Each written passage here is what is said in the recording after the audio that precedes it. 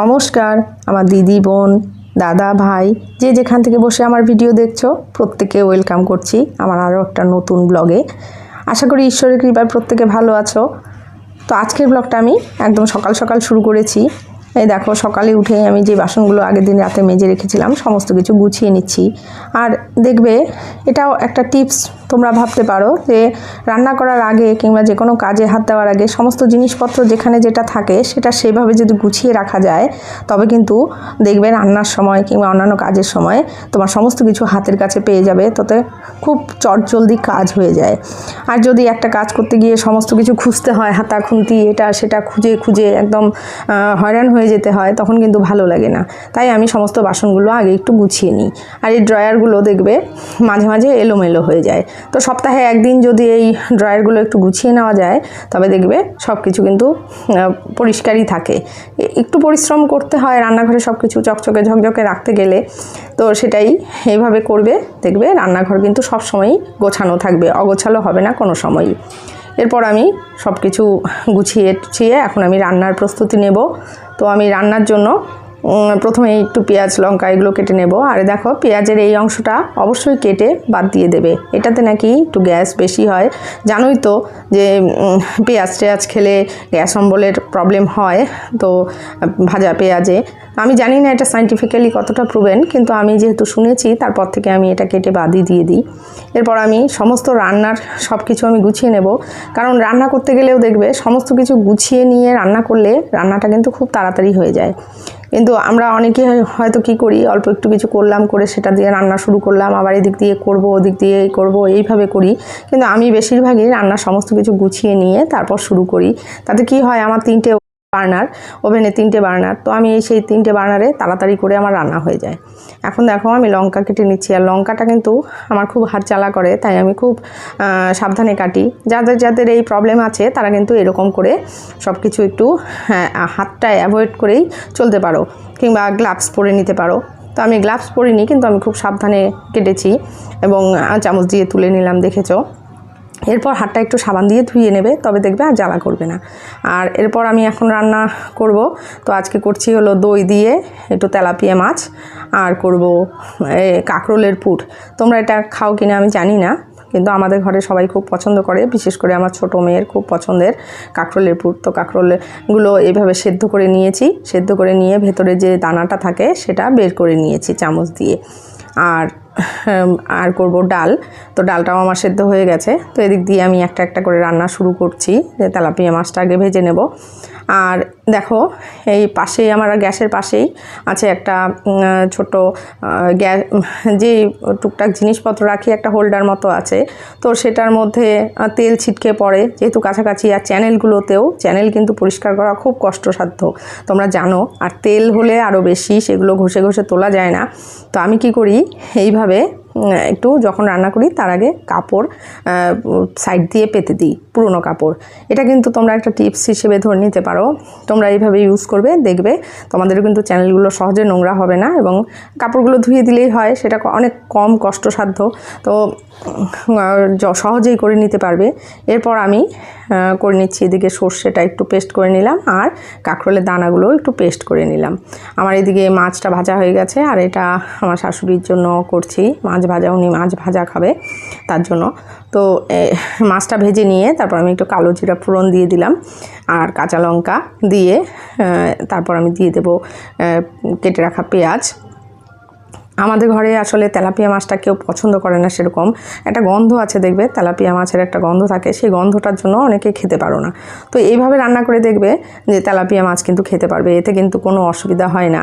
আমি পেঁয়াজটা দিলাম, পেঁয়াজটা দিয়ে একটু ভেজে নিলাম, পেঁয়াজটা দিয়ে তারপর একটু লঙ্কার গুঁড়ো দিয়েছি, দিয়ে এটা কিছুক্ষণ একটু নরম করে ভেজে নিতে হবে, মুচমুচে করে না, নরম করে একটু ভেজে নিলে তারপর একটু দই পেস্ট করে নেবে। দইটা একটু মিক্সিতে একটু ঘুরিয়ে নিয়ে তারপর দইটা দিয়ে দিলাম, এরপর মাছগুলো দিয়ে দিচ্ছি। এটা খেতে কিন্তু খুব টেস্টি হয়। আমার মেয়ে তেলাপিয়া মাছ খায় না, কিন্তু এই রেসিপিটা খায়, কারণ তেলাপিয়া মাছের গন্ধটা এটাতে থাকে না, তাই। তো তোমরা করে দেখবে, এবং কার কেমন লাগলো অবশ্যই কমেন্টস করে জানিও। এই দেখো আমি একটু ধনেপাতাও দিয়ে দিলাম, এতে ফ্লেভারটা খুব সুন্দর আসে। এরপর আমি এদিক দিয়ে মাছটা আমার হয়ে গেছে, তো রান্নাটা কি বলো তো, সব রান্না যে সবাই পারবে তা না। কিছু এই যে দেখো, এটা হলো সুপারির খোল। তো এটা দিয়ে কিন্তু আমি এরকম কাছুনি হিসেবে ইউজ করি, যেন কাচিয়ে সব কিছু তুলতে পারি, তাতে তেলটাও চলে আসে। এবং আমি যখন শিলনোড়ায় লঙ্কা বাটি কিংবা লঙ্কা টঙ্কা যখন ধরতে হয়, তখন আমি এটা দিয়েই সব কিছু কাচিয়ে তুলে নিয়ে আসি। তাতে কি হয়, তোমার হাতে লাগে না এবং হাতও জ্বালা করে না। আমার যেহেতু লঙ্কায় হাত জ্বালা করার প্রবলেম আছে, তাই আমি একটু সাবধানেই করি। তোমরাও করবে, দেখবে এরকম অসুবিধা হবে না। আর আমি এখন হলো একটু পেঁয়াজটা ভেজে নিলাম, কাঁচা লঙ্কা পেঁয়াজ দিয়ে ভেজে নিয়ে এর মধ্যে আমি সর্ষে বাটাটা দিয়ে দিলাম। আর দিয়ে দেব যে কাঁকরোলের দানাগুলো যে পেস্ট করে রেখেছিলাম সেটাও দিয়ে আমি ভালোভাবে একটু এটাকে কষিয়ে নেব।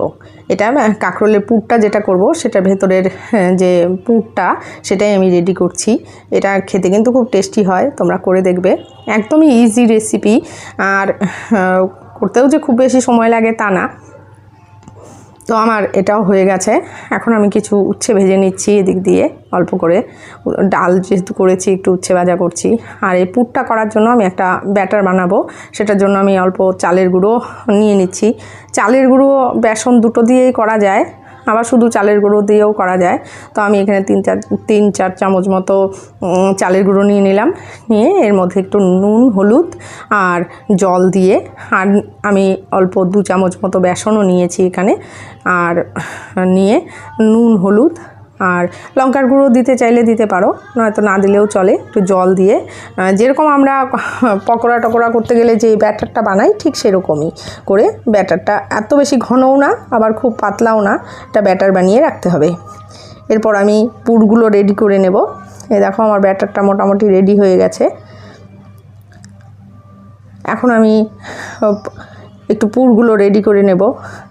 আর জানোই, রান্নাঘরে সব কিছু ঠিকঠাক আর কি পরিষ্কার পরিচ্ছন্ন রাখতে গেলে একটু পরিশ্রম করতে হবে। এবং সব সময় যে সব কিছু কেনা, সব দিয়ে যে ঘর সুন্দর করে সাজানো যায় তা কিন্তু না। এই দেখো, এখানে যে কৌটোগুলো আমার আছে, সেই যে কৌটোগুলো, কন্টেনারগুলো আছে, একটাও কিন্তু আমার কেনা না। সমস্ত কিছুই কিন্তু আমি সেটার সাথে পেয়েছি। আর যেগুলো আমি রিইউজ করছি আর কি, রিসাইকেল করে এরকম সুন্দর করে আমি কালার ম্যাচ করেছি। তোমরাও কিন্তু এভাবেই ঘরে থাকা জিনিস দিয়েই সুন্দরভাবে কিচেনটাকে সাজিয়ে নিতে পারো। এটার জন্য কিন্তু এক্সট্রাভাবে যে খরচ করার বিশেষ প্রয়োজন আছে তা কিন্তু না। আমি এদিক দিয়ে কাঁকরোলের ভেতরে পুরগুলো সমস্ত ভরে নিচ্ছি এভাবে। এই দেখো, একটা একটা করে সমস্ত পুরগুলো ভরে নেব। আর এই পুরটা ভরতে ভরতে তোমাদের কাছে একটা ছোট্ট রিকোয়েস্ট আমি করে নিই, যে যারা আমার চ্যানেলটা সাবস্ক্রাইব করেছো তাদের জানাই অসংখ্য ধন্যবাদ। আর যারা এখনও আমার চ্যানেলটা সাবস্ক্রাইব করোনি, তারা যেন অবশ্যই চ্যানেলটা সাবস্ক্রাইব করে নিও এবং আমার পাশে থেকো। আর যদি আমার ভিডিওটা ভালো লাগে তবে অবশ্যই লাইক করো। তোমাদের লাইক কিন্তু আমার আর কি অনেকটাই মোটিভেট করে। এবং যখন দেখি তোমরা লাইক করো না, তখন আমার খুব খারাপ লাগে। মনে হয় যেন তোমরা আমার ভিডিও পছন্দ করছো না, তার জন্য হয়তো লাইক করছো না। আর আমি আসলে রেগুলার ভিডিও দিতে আমার একটু কষ্টই হয়, কারণ সব কিছু সামলে। তবুও আমি চেষ্টা করি, যদিও এবার অনেক কদিন দেরি হয়ে গেল, কারণ মাঝখানে আমার কদিন একটু জ্বর হয়েছিল, আমি একটু অসুস্থ ছিলাম, তার জন্য ভিডিও করতে পারিনি। আর এখন আবার চেষ্টা করব দেওয়ার। তো সব সময় শ্যুট করে উঠতে পারি না। আর তাছাড়া বড় মেয়ের পড়ার পেছনেও প্রচুর টাইম আমাকে দিতে হয়, তার জন্যও আমার কিছুটা সমস্যা হয়ে যায়। যাই হোক, তবুও যেহেতু একটা কাজে নেমেছি, সেটা তো আর এক্সকিউজ দিয়ে চলবে না, নিজের মতো করে করতেই হবে। তো চেষ্টা করব। তো আজকের দেখো, আমার তোমাদের সাথে কথা বলতে বলতে আমার রান্না হয়ে গেল। তো আজকের দুপুরের মেনু ছিল আমরা আজকে এই দিয়ে লাঞ্চ করব। তো আজকের ভিডিওটা কেমন লাগলো অবশ্যই তোমরা কমেন্টস করে জানিও। আর যদি ভালো লাগে তবে অবশ্যই লাইক করো। আর পুরটা দেখো খেতে হয় কিভাবে, এভাবে একটু ভাতের সাথে মেখে তারপর খেতে হয়। পুরটাকে এরকম ভেঙে চটকে একদম সবগুলো করে মেখে নিতে হয়, তারপর ভাত দিয়ে মেখে তারপর খেতে হয়। খেতে কিন্তু খুব টেস্ট। তোমরা বানিয়ে খেয়ে দেখবে এবং কমেন্টস করে জানিও।